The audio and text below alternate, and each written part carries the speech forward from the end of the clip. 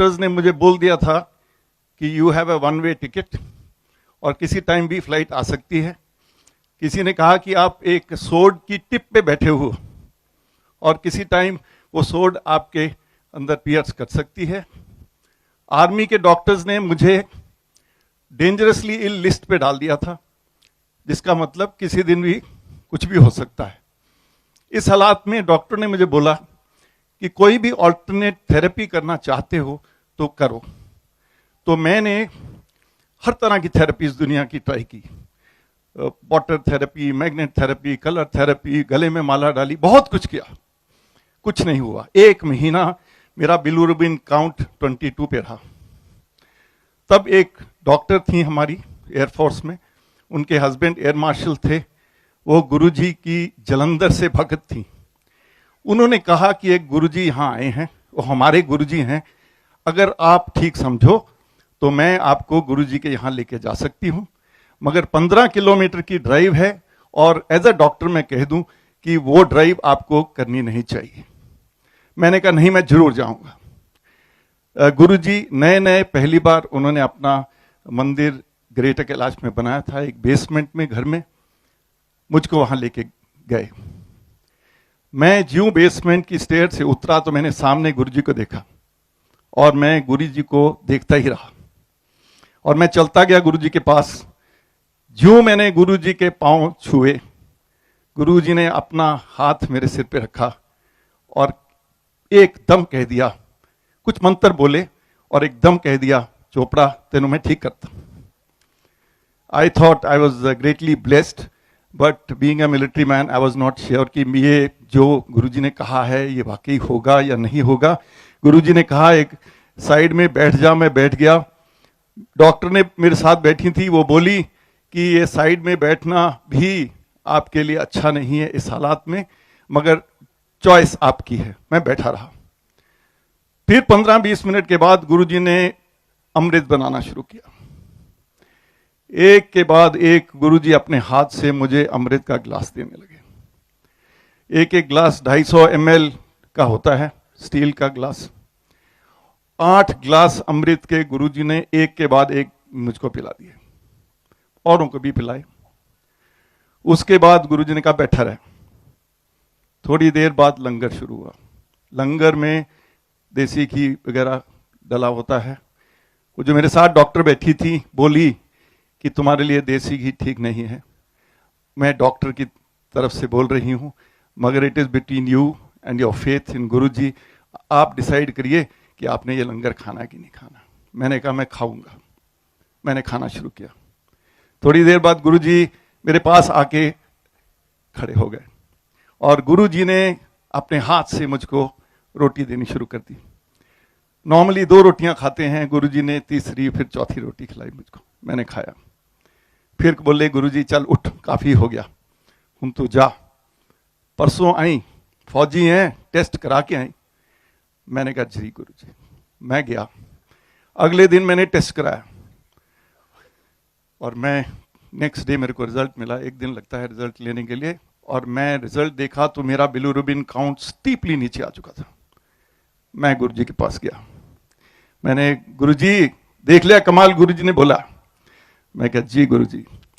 पहले बार मैं जब गया था तो मेरी वाइफ मेरे साथ नहीं थी, इस बार मेरी वाइफ भी गई, और ज्यों हम अंदर गए, सुमन आंटी आ गई हैं, पिछली बार नहीं आई सी, तेरी फाइल खोला। और गुरुजी ने मेरी वाइफ की फाइल खोल दी। 10-12 ऐसी चीजें बताई, जो कई चीजें ऐसी होती हैं जो हस्बैंड को भी नहीं पता होती। गुरुजी ने सारी जो बातें बताई सारी की सारी सच थी। मेरा बिलिरुबिन काउंट बहुत तेजी से नीचे उतरने लगा। एक दिन गुरुजी कहने लगे कि चोपड़ा कल तेरा बिलिरुबिन काउंट 3 होएगा। मैं कहा नहीं गुरुजी, बहुत थल्ले होएगा, जितनी तेजी ना उतरे तो और भी थल्ले होएगा। कहते नहीं टेस्ट करा क्या, यू वॉन्ट बिलीव इट। मैं अगले दिन टेस्ट कराया, काउंट 3 था। कुछ साल बाद मैंने गुरुजी से पूछा कि इतनी जल्दी आपने, पहली बार मैंने आपके पांव छुए, आपने मेरे को ब्लेस कैसे कर दिया। तो गुरुजी ने बोला कि जो गुरु होते हैं ना, उनकी आंखों में रेडार होता है, एक्सरे विजन, और दिमाग में कंप्यूटर लगा होता है कहता पहली बार जब तू सीढ़ियों से उतर रहा था तो मैंने थ्रू एंड थ्रू तुझको देख लिया और मुझको पता लग गया कि तेरा जो एंटेना है वो मेरी ब्लेसिंग्स लेने के लिए फोकस्ड है, और जिसका एंटेना मेरी ब्लेसिंग लेने के लिए फोकस है तो उसको एनर्जी बहुत तेजी से मिल जाती है। So that is how Guruji used to work. उन्हीं दिनों एक मेजर जनरल भी, जब ये मैं 95 की बात बता रहा हूं, वहां पे गुरुजी के यहां आए। वो पहले उनका एनुअल मेडिकल था, लेफ्टिनेंट जनरल बनने वाले थे, उनके हार्ट में पूरा ब्लॉकेज हो गया। आर्मी हॉस्पिटल ने कहा ऑपरेशन कराइए, नया नया एस्कॉट हॉस्पिटल खुला था। वो गए, उन्होंने अपॉइंटमेंट ली, उन्होंने टेस्ट किया, उन्होंने कहा जी आपका ब्लॉकेज पूरा 100% है, तो आपको उन्होंने एक डेट फिक्स कर दी 1 हफ्ते के बाद में। तो उन दिनों बाईपास होना बहुत बड़ी बात थी और फैमिली में थोड़ा टेंशन, हलबली मची हुई थी कि ये कैसे होगा। तो किसी ने बताया उनको कि एक गुरुजी आए हुए हैं। तो भले मेजर जनरल, नहीं हम गुरु शुरू को में नहीं बिलीव करते, इतने बड़े आर्मी हॉस्पिटल ने और एस्कॉट हॉस्पिटल ने टेस्ट कर लिया है, अब क्या डाउट है, तो ऑपरेशन कराना ही पड़ेगा। तो उन्होंने कहा 1 हफ्ते की बात है, क्यों नहीं बीच में। उसकी फैमिली वालों ने कहा क्या आपका कोई खर्चा थोड़ी हो रहा है गुरुजी के यहाँ जाने से। तो वो गुरुजी के यहाँ आए, मैं भी वहां बैठा हुआ था, मैं भी नया नया आया था गुरुजी के यहाँ पे। तो गुरुजी ने कहा सारे टेस्ट करा ले, चल आ गया। जब सब कुछ फेल हो गया, मेरे को आ गया, गुरु को आ गया। तो गुरुजी ने कहा चल उत्थे मेरे चेंबर च बैठ। उन्होंने पान के पत्तों से गुरुजी ने उसकी ट्रीटमेंट की। उसने कहा, गुरुजी ने कहा कि जनरल साहब ਤੁਹਾਡਾ हुण हार्ट बिल्कुल क्लियर है, ਤੁਹਾਡਾ ब्लॉकेज 0 है। उन्होंने कहा अच्छा, तो पर जनरल हो आप, जनरल तो ऐसे मानते नहीं गुरुओं की बात, आप जाके टेस्ट कराओ। तो वो एस्कॉट्स वापस गए, तो उन्होंने कहा कि ये टेस्ट करिए। तो एस्कॉट्स वालों ने कहा ये बड़ा महंगा टेस्ट है, उस जमाने में 10,000 रुपया बड़ा अमाउंट होता था। उन्होंने कहा कि 10,000 रुपया लगेंगे। फैमिली ने डिसाइड किया कोई बात नहीं, 10,000 हम देंगे। एस्कॉट्स वालों ने टेस्ट किया, 0 ब्लॉकेज। वो कंफ्यूज हो गए, उन्होंने कहा कैसे हुआ। उन्होंने कहा जी ऐसे ऐसे हमारे गुरु जी आए हुए हैं। तो उन्होंने 10,000 पहले मोड़ दिए उनको, कहा नहीं 10,000 नहीं लेंगे। उन्होंने कहा एक और टेस्ट करेंगे, फिर एक टेस्ट किया, ब्लॉकेज 0। तो सारे डॉक्टर गुरुजी के यहाँ आए। जिस दिन गुरुजी के यहाँ आए मैं भी वहीं था। कौन थे डॉक्टर? डॉक्टर त्रेहन, जिन्होंने स्कॉट हॉस्पिटल सेटअप किया, जो अमेरिका से आए और उन्होंने पहली हार्ट सर्जरीज इंडिया में शुरू की। आज भी डॉक्टर त्रेहन गुरुजी के भगत हैं। हम, मेरे साथ, मैं भी एक एयरफोर्स में पायलट था, एक और पायलट थे मेरे दोस्त, वो वीआईपी स्क्वाड्रन के सीईओ थे, वो भी गुरुजी के भगत थे। उन्होंने कहा कि चलो गुरुजी के यहाँ चलें। तो गुरुजी ने कहा कि मैं जलंधर जा रहा हूँ, आप लोग जलंधर आना। तो हमने कहा ठीक है। उन्होंने एक ट्रेनिंग फ्लाइट बनाई, सर्दियों के दिन थे, मैं उनके साथ गया, हम दोनों यूनिफॉर्म में थे। और पालम एयरपोर्ट के ऊपर विजिबिलिटी बहुत खराब थी, इसलिए जहाज लेट होता गया। हमने सवेरे जो टेक ऑफ करनी थी 8 बजे है, फाइनली 1:30 बजे के करीब टेक ऑफ किए। आदमपुर में हम लैंड किए, वहां से हमने एक फौज की एक जिप्सी ली और वहां से गुरुजी के यहाँ पहुंच गए।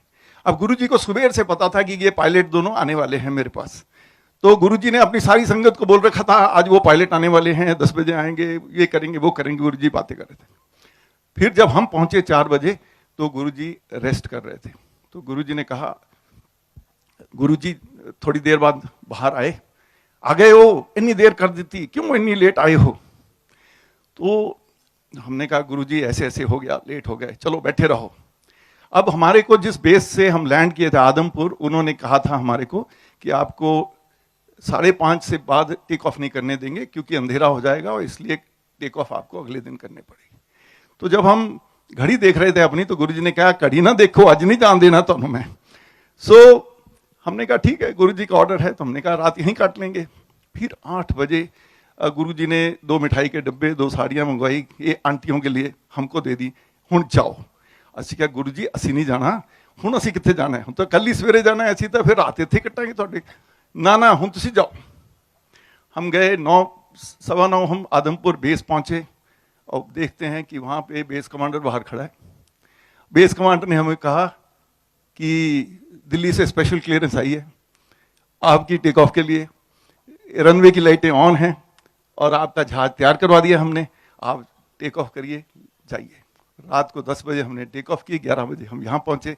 और गुरु जी की मेहर है, मेरे साथ तो इतने सत्संग हुए हैं और मैं अनलिमिटेड बोल सकता हूं, मगर समय की पाबंदी है, इसलिए जय गुरु जी। और सारी संगत पे गुरु जी की मेहर बनी रहे।